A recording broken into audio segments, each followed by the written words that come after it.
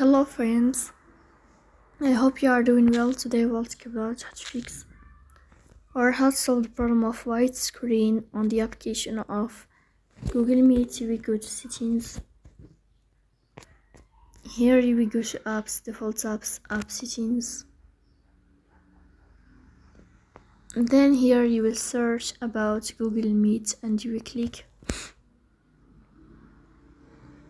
Here we click on first stop and you will click OK. Then we will enter to storage. Then we click on clear cache. In the end you will turn off your phone and you will wait a moment to restart your phone again to fix that problem. So please don't forget to support us by like and subscribe. See you next time and thank you for your watching.